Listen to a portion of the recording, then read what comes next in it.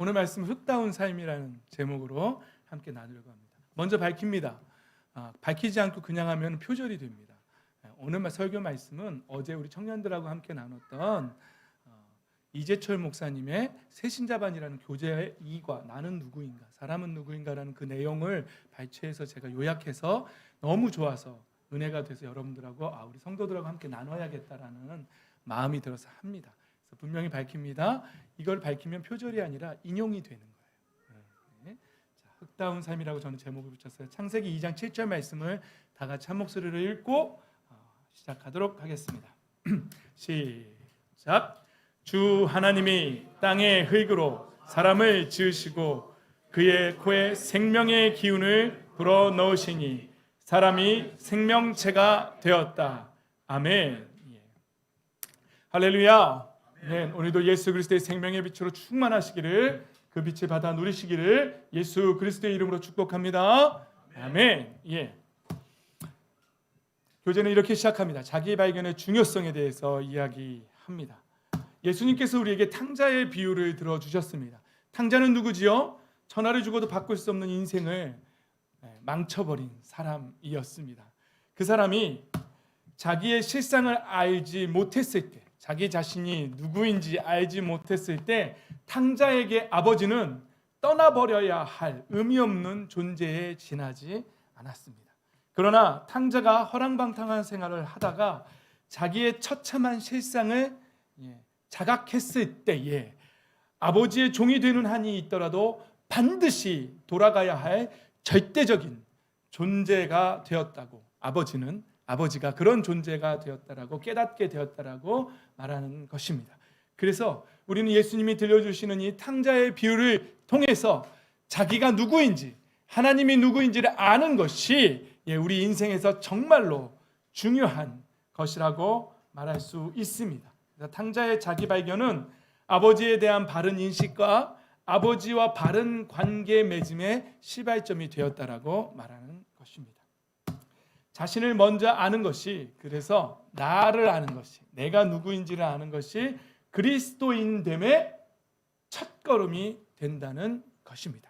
그래서 오늘은 여러분과 함께 창세기 2장 7절의 이 말씀, 하나님께서 땅의 흙으로 사람을 지으셨다라는 이 말씀을 토대로 해서 흙의 특성으로 본 참 인간의 삶이 어떠한 삶이어야 하는지를 한번 함께 나눠보도록 하겠습니다. 여러분, 하나님께서 사람을 뭐로 만드셨다고요? 흙으로 만드셨다고 성경은 말하고 있습니다. 여러분, 그런데 이 땅에 흙이 정말 좋은 건가요? 어때요? 강한 걸로 따지면 흙이 강해요? 강철이 강해요? 강철이 훨씬 강하죠. 돈으로 비싸고 아름답고 막 이런 거, 사람들의 가치를 먹이는 걸 보면 보석이 더 귀해요? 흙이 더 귀해요? 보석이 더 대답이 흐지부지하죠. 보석이 더 귀하죠. 여러분, 제가 그러면 흙 한 줌하고 다이아몬드 한 줌하고 준다 그러면 뭘 받으시겠어요? 그런 대답이 분명하시군요. 그러면 보석이 더 귀한 겁니다. 그러나 드릴 다이아몬드는 저에게 없습니다.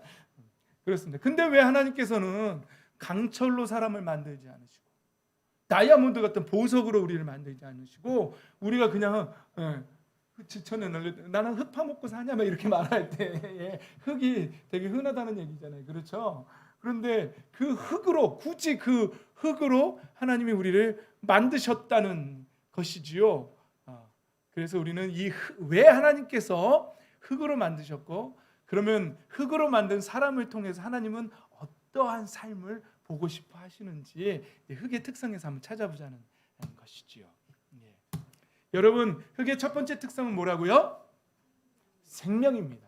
여러분, 여기 창틀에 보면 화분들이 있습니다. 오상선 목사가 좋아하는 화분들이 있지요. 네, 오해 여지도 되는 화분이 있는데, 여러분, 강철이 아무리 강하다고 해서 강철 가루를 저기다가 놓고 거기다가 저 식물들을 심었다고 한번 생각해 보십시오. 식물이 자라날 수 있을까요? 금방 죽어버리겠죠. 좋습니다. 우리가 좋아하는 다이아몬드를 아주 곱게 갈아가지고 저기다가 화분에다 넣어놓고 거기다가 식물을 심었다고 생각해 보세요. 살 수 있을까요?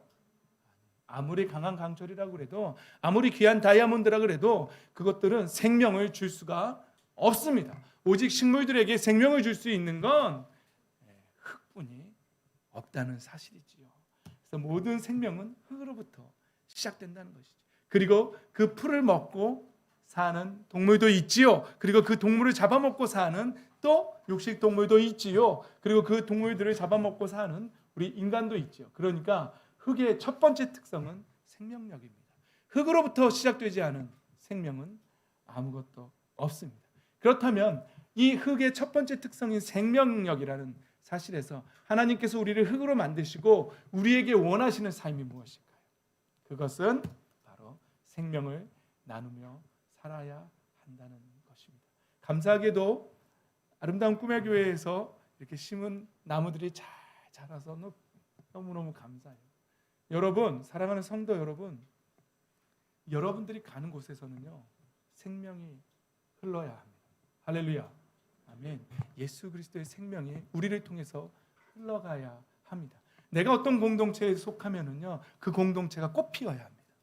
그런데 내가 그 공동체에 속했는데 그 공동체가 점점 어둠으로 빠지고 나로 인해서 자꾸 죄를 즐기게 만들고 있죠. 어둠의 문을 열고 자꾸 그런다면 그 사람을 통해서 그 공동체에 생명이 흘러갔다라고 말할 수 있겠습니까? 안 되겠지요. 그러면 생명력을 가지고 있는 여러분들이 모여있는 이 아름다운 꿈의 교회에는 얼마나 충만한 생명이 흘러 넘쳐야 하겠습니까? 생명이 흘러 넘치는 줄 믿습니다. 여러분의 가정에도 엄마 아빠가 다 예수님을 믿고 하나님의 영으로 새롭게 거듭난 새로 태어난 사람들이라면 그 가정에 얼마나 생명력이 넘치겠습니까? 하늘의 생명으로, 하나님 주시는 생명으로 얼마나 넘쳐나겠습니까? 거기다가 자녀들까지 예수님을 믿고 함께 가정 예배를 드리는 집안이라면 그곳에 얼마나 하늘의 생명으로 하나님이 주시는 전 우주에 있는 하나님의 그 생명력이 그 집안에 얼마나 넘쳐나겠습니까? 여러분 가정에 생명이 넘치는 줄 믿습니다. 아멘. 그래서 첫 번째, 우리가 가는 곳은 생명이 넘쳐야 한다. 우리가 있는 곳은 그것이 학교 교실이라 할지라도 나 하나의 존재 때문에 그곳에 하늘의 생명이, 예수 그리스도의 생명이 흘러 넘쳐야 할 줄 믿습니다. 두 번째, 흙의 특성은 뭐라고요? 사랑입니다. 함께 따라합니다. 사랑입니다. 네, 그렇습니다. 흙의 두 번째 특성으로 사랑을 말하는 이유는요, 여러분 우리가 예를 들어서 음식물 쓰레기나, 예전에 우리 난지도 뭐 이런 데 있었잖아요. 지금 난지도가 공원으로 바뀌었죠. 더 이상 쓰레기 매립을 할 수가 없어서 그래서 아주 예쁜 공원이 되었는데, 우리가 그런 쓰레기들을 어디다 묻지요? 흙에다가 묻습니다. 그러면 어떻게 되죠? 시간이 지나면 발효된다고 해야 되나요? 정화시켜 버립니다. 흙이. 그런데 음식물 같은 건 금방 정화되지만 플라스틱은 얼마나 걸린다고요? 플라스틱이 다시 흙이 되려면 500년이요? 네, 500년. 그럼 철은요? 알루미늄 캔은요? 그것도 500년이에요? 정확해요? 약? 여러분 이따 끝나고 인터넷 검색해 봅시다. 약, 우리 철이가 약 500년이라고 합니다. 우리는요 흙에다가요 뭘 묻습니다. 그러면 흙이 그 모든 쓰레기들을 정화시켜 버립니다. 근데 사실은 흙이 아니고요, 흙 안에 있는 박테리아들이 정화시키는 거죠. 어제 제가 어떤 광고를 봤는데 음식물 쓰레기통이 있는데요. 그거 뭐 되게 탐나더라고요. 제가 요즘 환경을 많이 생각하고 있는데 그 음식물 쓰레기통에다가 그 바이러스란다. 바실리우스 균, 그 박테리아 제제를 넣어놓고, 그 흙 모양이더라고요. 그걸 넣어놓고 이제 거기 온도를 맞춘 다음에 음식물 쓰레기도 거기다 넣고 돌아 섞어요. 그리고 그 다음날 가보면 음식물 쓰레기가 흙으로 변해 있어요. 그리고 또 그 다음날도 물론 많이 넣으면 좀 오래 걸리겠지요. 그리고 조개 껍데기나 이런 건 안 된대요. 땅콩도 안 된대요. 제가 지금 그 음식물 쓰레기 처리하는 통을 광고하고 있군요, 예배 시간에. 그렇게 하는데 그게 점점 흙이 늘어난대요. 그래서 한 개치 이게 빨간 선에 차면 그거를 떠다가 화분이나 화단에다가 퇴비로 주면 된답니다. 그러면 그 남아있는 또 그 바실리우스 균이, 바이러스 균이, 미생물이 또 음식물에 또 그래서 야 이건 참 괜찮은데, 그래서 한 달에 한 번 정도 그 흙을 퇴비로 화단에다 주면 된다는 게 있어요. 그래서 아내한테 보여줬더니 사고 싶다고 그러더라고요. 그래서 사실은 흙이 하는 게 아니라 거기에 있는 미생물들이 하는 것이죠. 어쨌거나 흙에다가 그 미생물들이 흙에서 살고 있는 건 사실이잖아요. 강철에서 못 살잖아요. 그렇죠? 그래서 흙에다가 쓰레기들을 묻으면 정화시킨다는 거죠. 그래서 이것을 사랑이라고 표현했습니다. 그러면서 예를 드는 것이 우리 마가복음에 보면 선한 사마리아인의 비유가 나오는 것이지요. 여러분, 유대인들에 보면은 유대인들이 사마리아인들을 죄인 취급했잖아요. 그걸 다 설명하기에는 시간이 부족하고요. 그런데 어떤 강도 만난 사람이 길에 쓰러져 있는데 제사장이 보고 어떻게 했죠? 그냥 지나갔어요. 왜냐하면 그런 사람을 만지면 부정하다고 해서 예배를 못 드리는 거예요. 그러니까 제사장은 그 핑계를 대고 지나갔어요. 레위인도 똑같은 핑계죠. 레위인도 그냥 지나갔어요.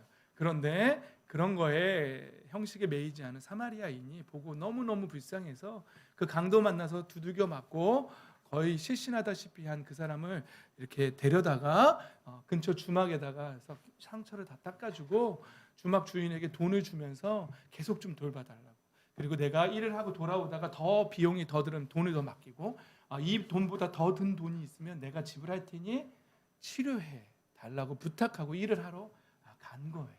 그래서 누가 더 의롭냐라고 예수님께서 그렇게 말씀하신 거죠.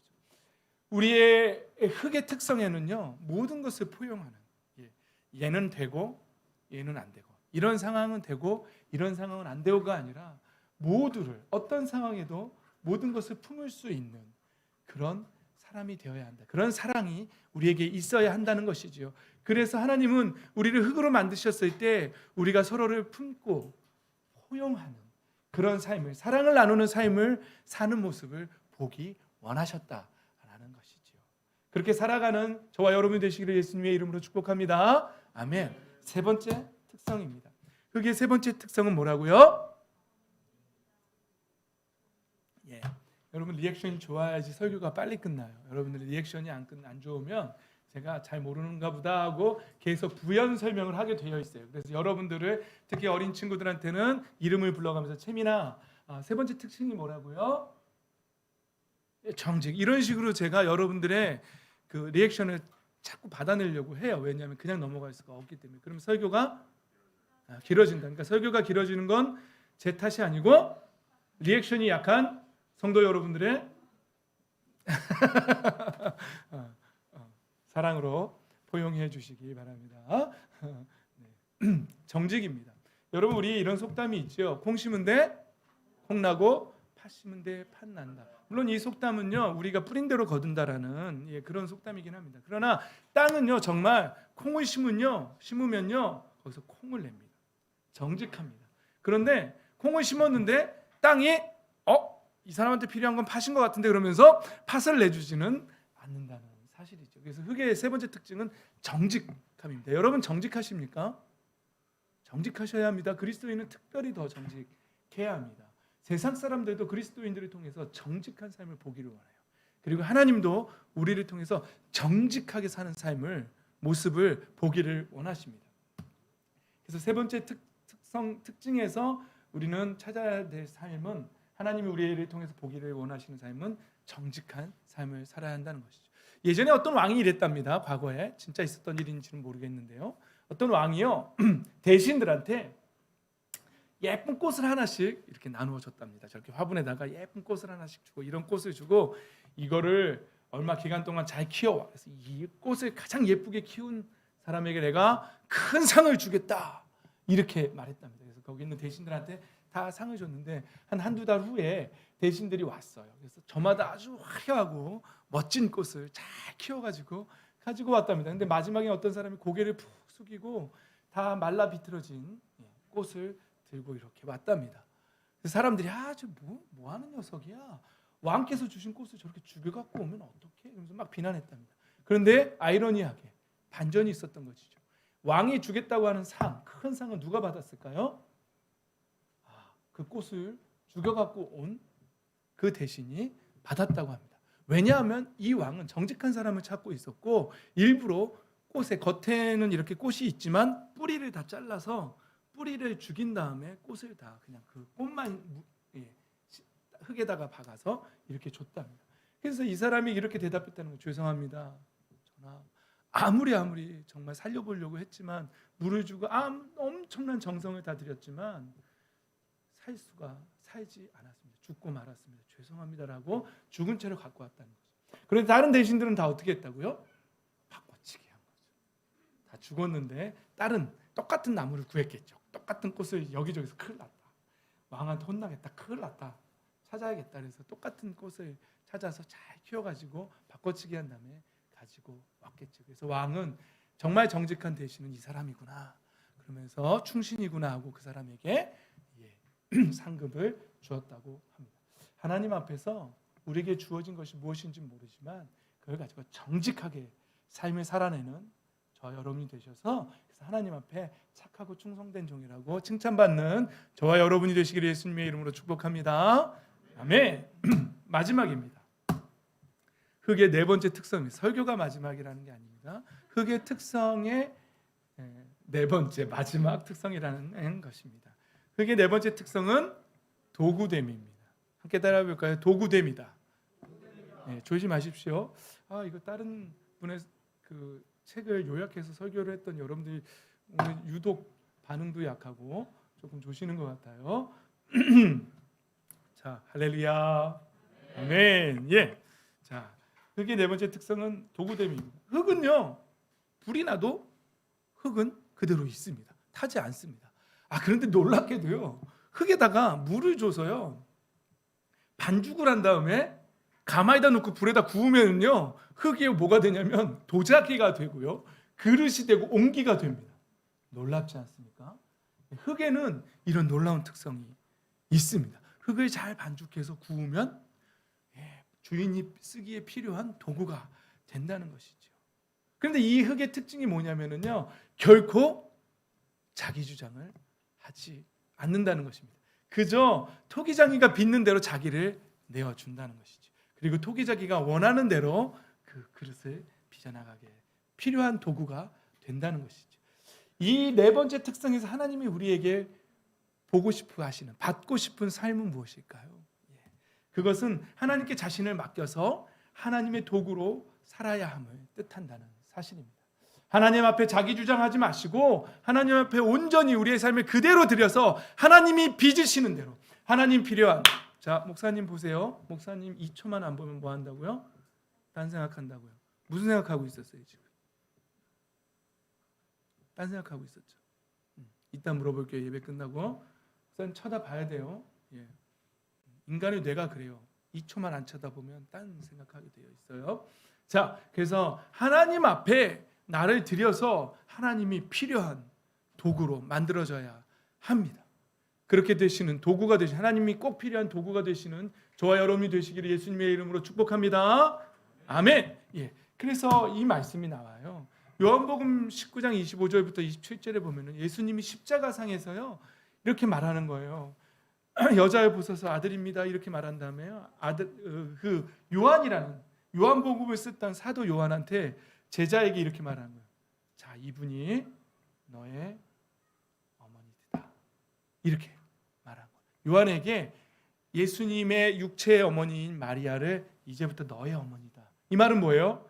네가 모셔라, 네가 봉양해라, 이런 말이었던 거예요. 그래서요, 사도 요한이 그 말씀을 듣고 어떻게 했을까요? 그건 예수님이 죽기 전에 말씀하신 거고 이제 예수님 돌아가셨으니까 나랑 관계없어.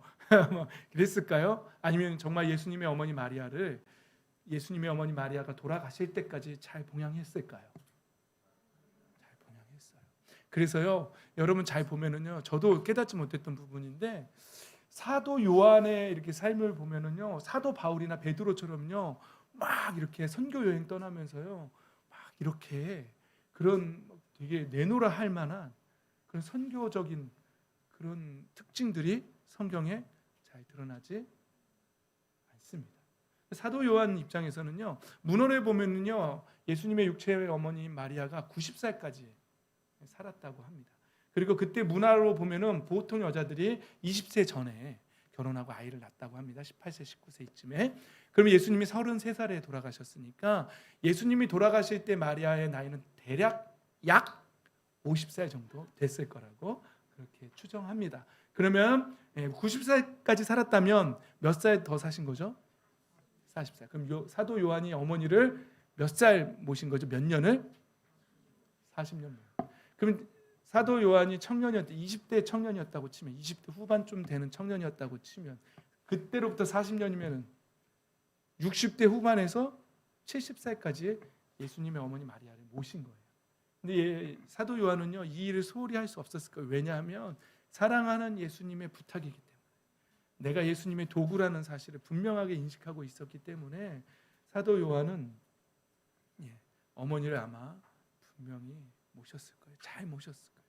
그런데 여러분 잘 보세요. 사도 요한이 선교 여행을 떠났다는 특별한 보고는 없지만 사도 요한이 쓴 요한복음, 요한 1, 2, 3서, 요한계시록 한번 보십시오. 그 어떤 복음서보다도요, 사랑에 대한 놀라운 통찰력이 있습니다. 여러분, 그 말씀이 어디에 기록되어 있습니까? 너희가 나를 사랑하면 내 계명을 지킬 것이고, 그 나를 사랑하는 사람을 내 아버지도 사랑할 것이고, 나도 그를 사랑하면 그에게 나를 나타낼 것이다. 말씀이 어디 복음서에 들어있죠? 요한복음에 들어있습니다. 사도 요한은 예수님의 그 부탁에, 예수님의 도구됨에 마리아, 예수님의 어머니 마리아를 잘 모시면서 아마 그 예수님을 만났을 거예요. 예수님의 말씀에 순종하면서 놀라운 사랑의 통찰력을 얻었을 것입니다. 그래서 사도 요한이 쓴 복음서에는 사랑의 말씀들이 그렇게 많이 나오는 것입니다. 여러분, 하나님께서 우리를 도구로 쓰실 때 그 사랑을 품고 아멘으로 순종하는 저와 여러분이 되시기를 예수님의 이름으로 축복합니다. 아멘.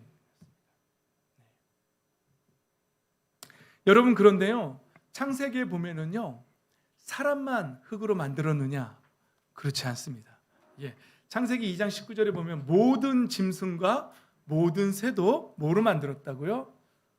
흙으로 만들었다는 사실이죠. 그런데 만약에 우리가 흙의 특징이 뭐라고요? 4가지 기억나세요? 첫 번째, 생명. 두 번째, 사랑. 세 번째, 정직. 네 번째, 도구됨. 그렇습니다. 그런데요, 우리 사람에게서 하나님께서요, 이 네 흙의 특성의 삶을 하나님이 보기를 원하시는데, 그렇게 우리가 살 수 있는 것은요, 우리가 무엇으로 살기 때문에 가능할까요? 그것은 오늘 읽은 본문 말씀에 하나님께서 땅을 흙으로 사람을 지으시고 생명의 기운을 어떻게 했다고요? 사람의 코에 생명의 기운을 불어넣어서 사람이 뭐가 되었다고요? 생명체가 되었기 때문에. 성경 뭘 말하고 싶은 걸까요? 그냥 짐승들도, 모든 동물과 모든 새도 흙으로 만들었는데 거기에는 하나님의 생기를 불어넣지 않으셨어요. 그냥 만들었어요. 그리고 말씀으로 생기라고 하셨어요. 그런데 생겨나라고 하셨어요. 그런데 사람만 유독 하나님의 생기를 그 사람에게 불어넣었다는 거죠. 이 말씀의 문맥에서 우리는 뭔가를 찾아내야 돼요. 그런데요, 이 말씀에서 정말 번역을 개역 개정이 더 잘한 것 같아요. 개역 개정 말씀을 볼까요? 한번 읽어볼까요? 시작. 여호와 하나님이 땅의 의기로 사람을 지으시고 생기를 그 코에 불어넣으시니 사람이 생명이 되니라. 생명이 되니라. 사실은 이 생명이라는 단어는요, 그냥 단어만으로 볼 때는 뭐 그냥 살아있다 뭐 이런 뜻이에요. 생명체, 뭐 문자 그대로 잘 해석한 거예요. 그런데 문맥상의 해석에서는 생명이 되었다라는 게 정말 제대로 번역한 거예요. 문맥상으로 볼 때는요. 생명이 뭐냐면요, 한자로 하면요, 살아있는 영입니다. 하나님이 하나님의 생기를 그 코에 불어넣었을 때 인간이 뭐가 되었다고요? 살아있는 영이 되었다는 거예요. 할렐루야. 저와 여러분은 살아있는 영인 줄 믿습니다. 그 영으로, 살아있는 영으로 살 때에만, 그 영으로 살 때에만 그 흙의 특성인 4가지 특성, 생명, 사랑, 정직, 도구됨의 삶을 하나님 앞에 살아낼 수 있다는 사실입니다. 그러나 우리가 살아있는 영으로서의 삶을 포기하면 우리는 짐승과 다를 바 없는 그냥 본능대로 살아가는 그런 육신의 삶을 살 수밖에 없는 존재라는 사실이죠. 사랑하는 성도 여러분, 살아있는 영의 삶을 영으로 살아가는 저와 여러분이 되시기를 바랍니다. 그래서 하나님 앞에 하나님이 찾으시는 그 흙의 삶을 살아가시기를 주 예수 그리스도의 이름으로 축복합니다. 아멘. 그렇습니다. 그러나 만약에 우리가 영으로 사는 것을, 영의 삶을 추구하는 것을 포기하는 순간 우리는 본능으로 육신을 쫓아, 성령을 쫓아 사는 사람이 아니라 육신을 쫓아 사는 삶이 된다는 사실이죠. 여러분, 지금 여러분들의 삶이 영을 추구하면서 살아있는 영의 삶을 살아가고 계십니까? 그렇다면 여러분들은 생영입니다. 살아있는 영입니다. 만약에 여러분들이 영으로 살아가는 삶을 포기했다면 생영이라고, 살아있는 영이라고 말할 수 있겠습니까? 여러분, 영으로 살아가는 삶을 포기하지 마시기 바랍니다. 네. 그런데 우리는 인간에 대한 하나님의 평가가 어떤지를 봐야 돼요. 하나님은 우리를 그렇게 만드시고 하나님의 자녀들이 살아가는 삶에서 생명력으로, 사랑으로, 그리고 또 정직함으로, 또 하나님의 도구됨으로 사는 삶의 모습을 하나님은 보기를 원하셨죠. 인간이 어떻게 살았습니까? 하나님은 인간에 대해서 어떻게 평가하고 있습니까? 여러분, 하나님의 평가는 무엇이냐면 마태복음 23장 27절 말씀입니다. 한번 읽어보겠습니다. 시작. 율법 학자들과 바리새파 사람들아, 위선자들아, 너희에게 화가 있다. 너희는 회칠한 무덤과 같기 때문이다. 그것은 겉으로는 아름답게 보이지만 그 안에는 죽은 사람의 뼈와 온갖 더러운 것이 가득하다.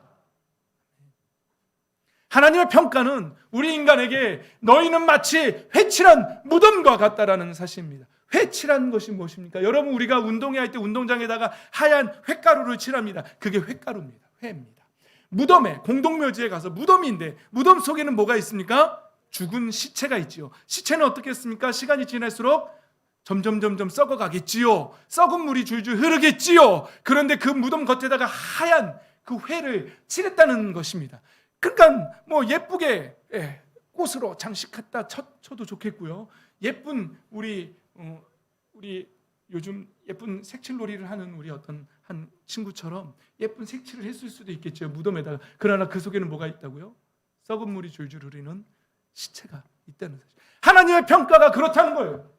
우리 인간이 썩은 물로 가득 찬 명품을 겉에 두르고 멋진 차를 타고 멋진 집에서 멋진 인테리어를 하고 살아가고 있지만 그 실상은 썩은 시체와 같은 그런 인생을 살고 있다고 평가하고 있다는 사실. 여러분, 저는 이 말씀을 읽을 때 꼭 종교적인 걸로만 해석했었어요. 종교적으로 예배 형식만 갖추고 그런 형식적인 삶만 사는 그런 바리새인만 생각했어요. 그런데 이 교재를 공부하면서 여러분 한번 생각해 보십시오. 우리의 삶 속에서 정말로 위선적으로 산다면 그것 또한 회칠한 무덤과 같다는 사실. 교재는 이걸 말하고 있어요. 여기가 어디냐면요, 이 저자가 독일에 있는 다카우 수용소를 견학 갔다 왔답니다. 다카우 수용소가 뭐냐면요, 우리 일제시대 때 일본 사람들이 우리 한국 사람들을 마루타로 실험 도구로 썼다고 했잖아요. 이 다카우 수용소도 그런 곳입니다. 유태인들을 실험용으로 사용했던 그런 수용소라고 합니다. 실제적인 사진이고요. 수용소에 가면 거기에 이제 이렇게 붙어 있는 사진이라고 합니다. 이거는 견학 갔던 사람이 찍었던 사진인데 화장실을 이렇게 썼다고 합니다. 변기들이 저렇게 있고요. 그리고 이곳이 뭐냐면 샤워실로 위장되어 있는, 샤워하는 줄 알고 들어가면 위에서 독가스가 내려오는, 그래서 이것도 그 수용소에 있는 실제 사진인데요. 이렇게 사람들을 무참하게 죽였던 곳이라고 합니다. 그리고 이게 사람들을 태우는, 이게 되게 일렬로 쫙 있는, 두 개만 찍혀 있지만 여러 대가 돼 있고 사람을 화장시키는, 태우는 공간이라고 합니다. 그런데 참 재밌게도 우리가 1945년도에 해방됐던 것처럼 유태인들도 1945년도에 해방되었다고 합니다. 좀 비슷한 면이 되게 많죠. 실험당한 것도 비슷하고 비슷한 점이 많죠. 근데 여기 수용소에 가면, 견학을 가면 이렇게 동영상을 보여주는 시간이 있답니다. 그래서 저자가 이 동영상 봤던 내용을 책에다 썼는데요. 이런 내용이었어요. 한 유태인을, 바짝 마른 한 유태인을요, 한 밀폐된 공간에 데리고 들어갔답니다. 그리고는 대형 스피커가 있는 그 공간에서 스피커로 소리를 크게 해서 진동을 일으켰는데, 그 진동이 얼마나 컸는지 사람 살이 이렇게 떨리기 시작했답니다. 사람 살이 떨리기 시작하는데 얼마나 시간이 지났을까요? 결국 그 진동을 견디지 못하고 피를 토하고 사람 죽었다고 합니다. 그리고 그 시체를 데리고 나가서 머리를 다 밀고 뇌를 갈라서 그 뇌를 살펴보는 실험이었다고 합니다. 근데 그 실험의 목적이 뭐였냐면요, 그때 전쟁을 하고 있었잖아요, 독일군이.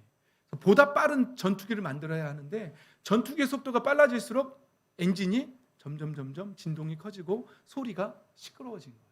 그래서 그 엔진 소리가, 커져버린 엔진 소리가 사람의 뇌에 미치는 영향을 실험하기 위해서 그렇게 사람을 생쥐처럼, 몰모트처럼 그렇게 실험용 쥐로 사용해서 했다는 사실이죠. 그런데 저자가 밝히는 것은 그 행위들보다, 그 군인들보다 정말 경악시킨 것은 그 동영상에 나와 있는 엘리트들, 과학자들이었다고 합니다. 과학자들의 그 진지하고도 호기심 어린 그 표정들이 자기를 더 경악시켰다고 합니다. 여러분, 독일에서 거기에 참여한 과학자들은 엘리트들 아니겠습니까? 박사들이잖아요. 그렇죠. 그 잘 배웠다라는 사람들, 그 똑똑한 엘리트들이 사람 하나가 죽어가는 모습을 보면서 오히려 양심의 가책을 느끼기는커녕 그런 기색도 없이 되게 그 궁금증을 풀어져가는 그 회심의 그런 약간의 그 미소들이 있었답니다. 그래서 그걸 보면서 저자는 더 경악했다라고 말합니다.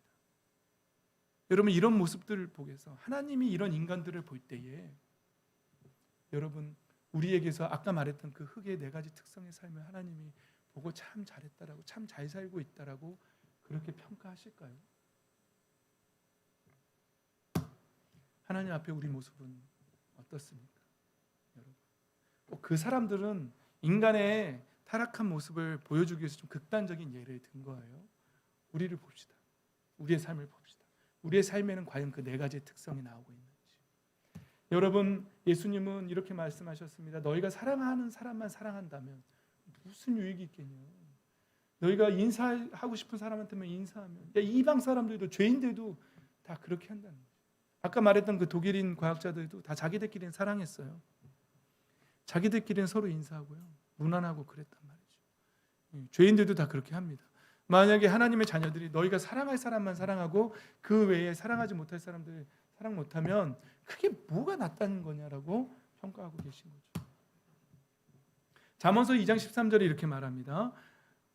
모든 사람들이요, 바른 길을 버렸고요, 어두운 길로 가는 사람들이라고 성경은 말하고 있습니다. 그리고 나쁜 일을 하기를 좋아하고요, 악하고 거스른 일을 하기를 오히려 즐거워하는 존재가 되었다라고 성경은 고발합니다. 그리고 그들의 길은 구부러져 있고 그들의 행실은 삐뚤어져 있다라고 그렇게 말합니다. 여러분, 로마서 3장 10절을 우리 한번 읽어보겠습니다. 시작. 성경에 이렇게 기록되어 있습니다. 의인은 없다, 한 사람도 없다. 깨닫는 사람도 없고 하나님을 찾는 사람도 없다. 모두가 곁길로 빠져서 쓸모가 없게 되었다. 선한 일을 하는 사람은 없다, 한 사람도 없다. 그들의 목구멍은 열린 무덤이다. 혀는 사람을 속인다. 입술에는 독사의 독이 있다.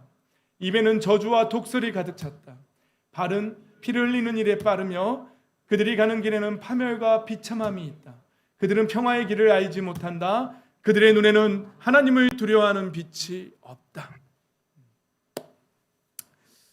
이 말씀, 오늘 말씀을 두 번으로 나눠서 했으면 참 좋았을 것 같아요. 첫 번째는 흙의 네 가지 특성만 얘기하고 다음 주에 이 비참한 실상을 얘기하면 더 좋았겠는데 오늘 다 하게 돼서 죄송하기도 하지만 여러분 감사하지요. 다 다음 주엔 또 다른 설교를 들으면 되니까요. 로마서 3장에서 사도 바울은 이렇게 말하는 거예요. 하나님을 찾는 사람이 없대요. 그리고 죄를 다 짓는데 모든 사람이 그렇게 되었대요. 그런데요, 안타깝게도 그들의 눈빛에 하나님을 두려워하는 빛도 없다는 거예요. 모든 사람이 그렇게 되어 버렸다는 것이죠. 그래서 성경은 우리에게 이렇게 말합니다. 한 사람으로 말미암아 죄가 세상에 들어왔고 모든 사람이 죄를 지었다라고 이렇게 말합니다. 여러분, 아담과 하와가 범죄했는데요, 그 사람으로 인해서 죄의 길이 열려버렸고요. 우리는 죄의 노예가 되어버렸다는 거예요. 인정하고 싶지 않지만 우리는 죄의 본성을 지니고 태어난 존재가 되어버렸습니다. 처음에 창조될 때는 물론 하나님은 우리를 선하게 창조하셨습니다. 그러나 아담과 하와가 타락한 이후에 우리는 태어나면서부터 타락한 존재로 태어납니다. 자녀들을 키우는 여러분들은 잘 아시지요? 가르쳐주지 않아도 자녀들이 얼마나 타락한 본성을 드러내는지 잘 알고 계시죠? 그렇습니다. 여러분, 우리는 그래서 날 때부터 진노의 자식이 되었다. 본질상 우리는 존재 자체가 진노의 자녀가 되어버렸다는 것이죠. 여러분, 가인을 제가 자주 예로 들지 않았습니까? 죄송합니다. 아담과 하와가 범죄한 이후에 최초로 태어난 아들 가인, 어떻게 했죠? 타락한 본성을 지니고 태어난 게 맞습니까? 맞습니다. 그리고 동생을 자기 마음에 안 든다고 죽여버렸습니다. 이게 타락한 본성을 지니고 태어난 인간의 본 모습을 보여주는 것입니다. 그래서 성경은 이렇게 말합니다. 사람이 한 번 죽는 것은 정해진 일이요, 그 뒤에는 뭐가 있다고요? 하나님의 심판. 우리는 그래서 본질상 진노의 자녀가 되었다는 말은요, 심판의 대상이 되었다는 사실입니다. 모든 사람들이요, 하나님 앞에 심판의 대상이 되었다는 사실입니다. 그런데 이 심판을 벗어난 사람들이 있습니다. 심판과 관계없는 사람이 있습니다. 누굽니까? 바로 예수 그리스도께서 그 사람의 죄의 대가를 대신 치러주시고 대신 십자가에 죽어주신, 그래서 그 예수 그리스도를 마음의 문을 열고 받아들인 사람, 그 사람만이 하나님의 자녀가 다시 하나님의 자녀로 그 신분이 회복되고 심판받지 않고 진노의 대상이 아니라 구원의 대상이, 사랑의 대상으로 다시 회복되었다는 사실입니다. 사랑하는 성도 여러분, 여러분과 저는 하나님의 사랑의 대상으로 회복된, 하나님의 자녀의 신분이 회복된 사람들인 줄 믿습니다. 아멘. 우리는 이제 심판이 기다리고 있는 것이 아니라 우리는 구원, 하나님의 나라를 상속받는 그 상속만이 우리를 기다리고 있습니다. 그러나 우리의 삶에서 하나님 보고 싶은 삶이 있으세요. 그것은 아까 말했던 네 가지 흑의 특성의 삶을 하나님 보고 싶어 하십니다. 구원받았다고 해서 끝나는 것이 아니라 구원받은 사람은 꼭 그렇게 살아서 하나님께 영광 돌리는 삶을 살아야 한다는 사실입니다. 할렐루야. 꼭 그렇게 살아가시길 예수님의 이름으로 축복합니다. 여러분, 이제 마지막 말씀입니다. 창세기 4장 26절에 가인이 아벨을 죽이고 나서 셋째 아들을 얻습니다. 누구죠? 셋째 아들이라고 해서 셋이죠, 이름이. 졸리신가 봅니다. 썰렁한 개그를 했는데도 셋째 아들이어서 이름이 뭐라고요? 셋이 아들을 낳고 이름을 지었습니다. 이름이 뭐라고요? 에노스라고 지었습니다. 여러분, 에노스의 이름의 뜻이 무엇인지 아십니까? 에노스, 뭔가 비슷하죠. 에로스, 에노스, 인간이란 뜻입니다. 왜 셋은 아들을 낳고 인간이라고 이름을 지었을까요? 그것은요, 이제 그동안 사람들은요, 그때 당시에 구약 성경에 보면 사람들이 몇 년 살았죠? 평균 한 1000년 살았죠. 죽음에 대한 인식이 없었습니다. 그런데 가인이 아벨을 죽이고 나서, 그리고 이제 점점 아담과 하와가 늙어가고 가면서부터 이제 사람들이 인식하기 시작해서, 진짜 죽음이란 게 우리에게 다가왔구나. 우리는 죽을 수밖에 없는 존재구나. 그리고는 그것을 깨닫고 우리는 인간이다. 우리는 하나님 앞에 인간이다. 우리는 흙이다. 라고 그렇게 이름을 지었습니다. 그때부터 사람들이 뭐 하기 시작했다고요? 주님의 이름을 부르며 예배하기 시작했다. 그렇다면 이 말씀을 잘 정리해 보십시오.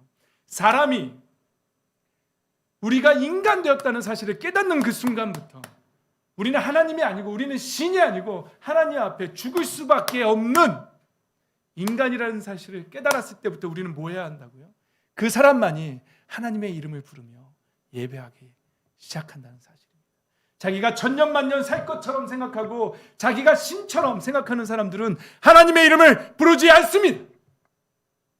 내가 인간이라는, 나약한 인간이라는, 타락한 인간이라는, 타락한 본성을 지니고 태어난 하나님 앞에 심판받을 수밖에 없는 존재라는 사실을 깨닫는 사람만이 여호와의 이름을 부르며 자신의 인간됨을 고백하며 예배자의 자리로 나아간다는 사실입니다.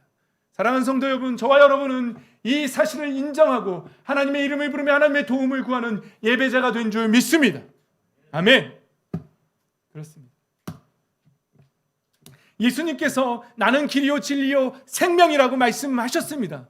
너희는 인간이고 그리고 인간으로서의 삶을 살 수밖에 없고 내가 길이고 진리고 생명이라는 말은 나를 통해서 생명을 얻으라고, 나의 길을 따라오라고, 나를 본받으라고 그렇게 살라고 예수님 말씀하신 것입니다. 마음의 문을 열었다라면, 예수님을 본받겠다라고 결정했다라면, 내가 에노스라고 인정하는 사람이라면 예수 그리스도를 길로 삼고 예수님을 따라가는 인생을 살 수밖에 없는 것입니다. 사랑하는 사람이 된다는 사실입니다.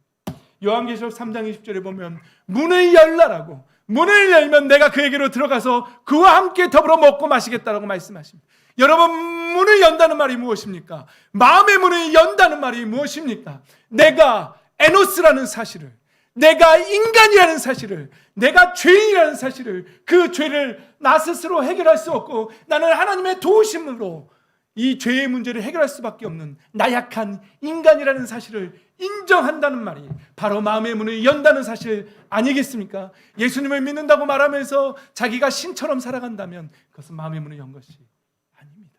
진짜 예수님을 믿는 것이 아닙니다. 마음의 문을 열고 예수님을 믿었다는 것은 나의 인간의 연약함을 고백했다는 사실입니다. 그리고 오직 하나님만이 나를 도우실 수 있다라고, 예수 그리스도의 십자가만이 나를 살릴 수 있고 예수님의 십자가의 죽으심만이 나의 죄를 해결할 수 있고, 그리고 내가 그 길을 통해서만이, 예수님을 통해서만이 하나님의 자녀가 될 수 있다는 사실을 인정하고 그 이름을 붙잡은 사람, 그 사람들이 바로 마음의 문을 정말로 연 사람들인 줄 믿습니다. 그래서 우리가 해야 할 일은 진정으로 마음의 문을 열고 우리의 에노스됨을 고백하고 여호와의 이름을 부르는 것입니다. 여러분, 마가복음 2장 17절에 보면 예수님이 이렇게 말씀하십니다. 건강한 사람에게는 의사가 필요하지 않으나 누구에게 필요하다고요? 병든 사람. 이게 무슨 말씀입니까?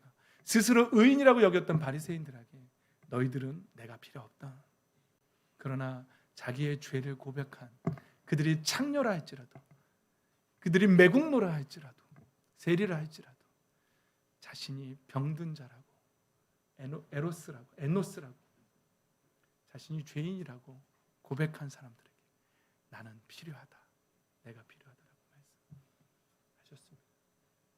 여러분, 하나님 앞에 가장 낮은 자의 마음으로 나의 존재를 고백하십시오.